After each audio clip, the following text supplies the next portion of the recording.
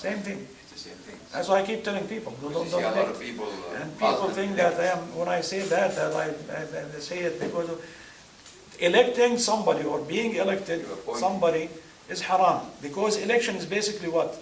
You are appointing that person. Delegation. You are telling somebody, go speak in my name. to- That is what it is. Or go do this action in my name. Now, if this action is haram for you to do, it becomes automatically haram for you to delegate somebody to do it.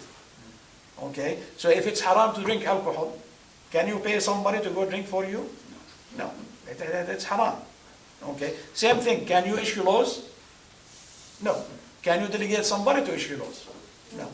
It's the same, the same thing. And that's why I tell people, when they tell me there was such and such Muslim who was elected to the Congress, we should feel proud. You should feel ashamed. Why you should feel proud?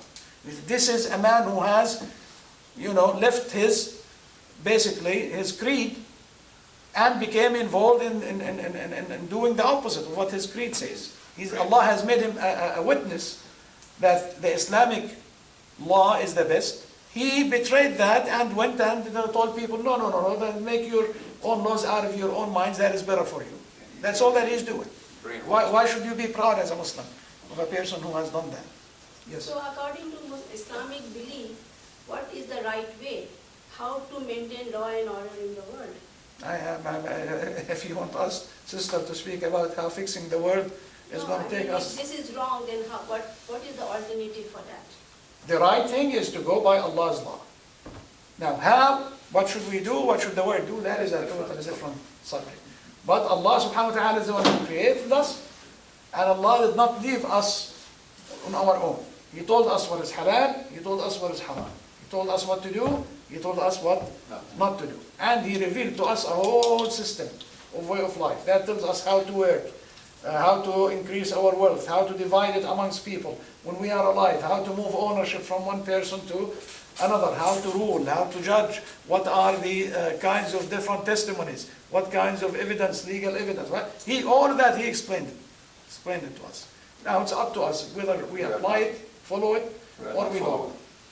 Nowadays most Muslims say, I believe in that, but when it comes to following it, they're not, they might prefer, because they have lived under the rule of non-Islam, as it were, for such a long time, it became, pleasant or acceptable. Is there an ayah of the Quran where Allah subhanahu wa ta'ala says that we should obey the laws of the land in which we are? No. There is a verse in the Bible that says something like that, but in the Quran, you don't obey the laws of the land, but you abide by your vows. So when you came to this country and you had a visa and you got your immigration and you got your citizenship and you told them, I'm going to abide by the laws of this land, then you abide by the laws of the land as a condition for you, to be here. And it's haram for you to violate that. As long as these laws do not force you to do something that is haram. If they force you to do something that is haram, then you should try not to do it. And even if you do it, by the way, like insurance, they force you to buy insurance. You do it. Because other than, they call it darura, if you don't do it, you cannot work, you cannot drive your car, you cannot, open a business, you cannot do that. And it becomes like some gang, forcing you to pay money, embezzle you, in the way you look at it. Then you do it, but you don't do it because it is allowed. You do it because it's a necessity. You have to do that in order to drive your car. Somebody is preventing you from driving your car until you do something. If driving is not a necessity for you, don't drive and don't buy insurance. In that case. Yeah. Well, in Islam, I would like to understand what, to be clear on this. You're not allowed to elect somebody like when you have khilafah. Are you allowed or not?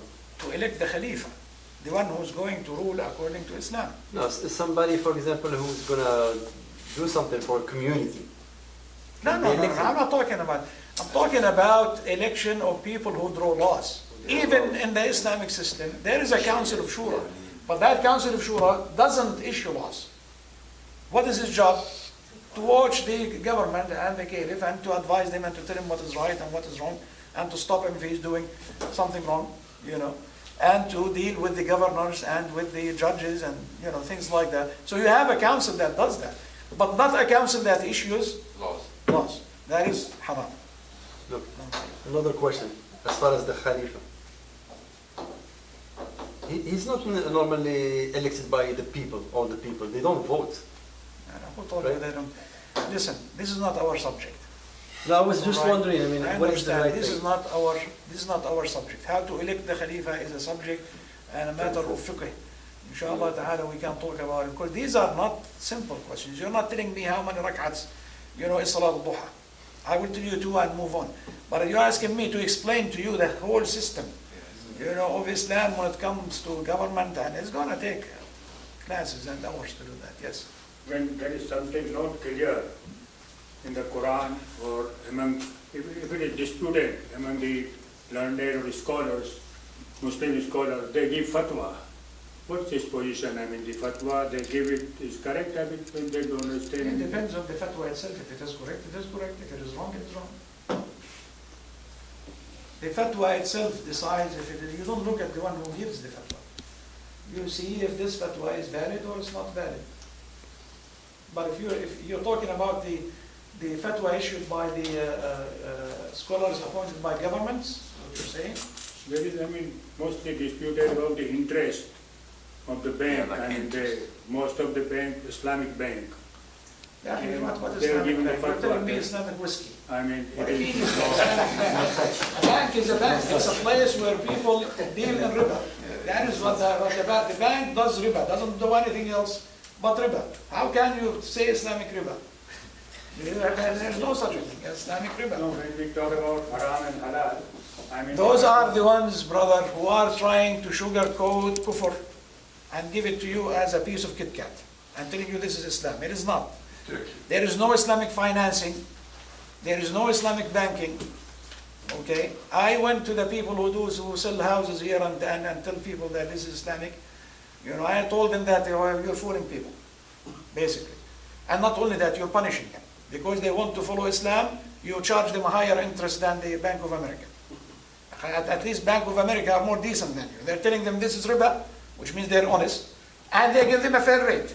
You're telling them this is Islam, which is lying, and you're charging them a higher interest rate. It's basically what they're doing. There is no such, all of these institutions, the stock market, the bank, these are tools of the Western capitalistic system.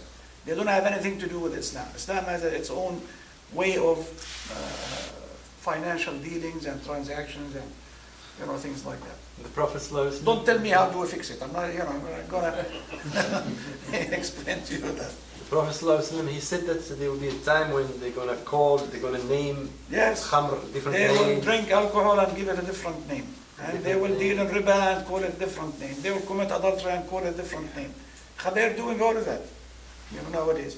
It's basically unfortunately, some Muslims or some scholars, under the pressure, the heavy pressure of the Western culture, because it's what's applied on Muslims for a long time, it's the way of the world. Nowadays, if you tell somebody, like I told you, no banks, he'll tell you how we're going to have any business transaction.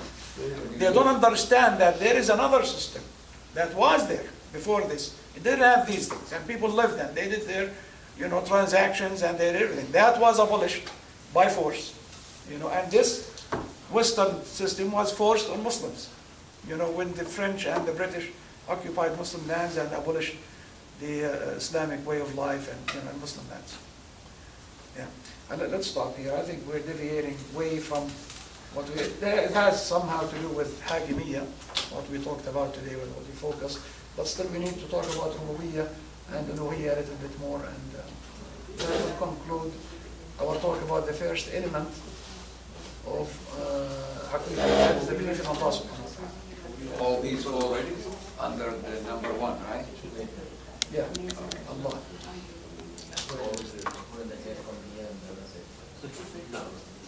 طيب, we'll stop here. I'll see you next week, inshallah. I forgot my notes.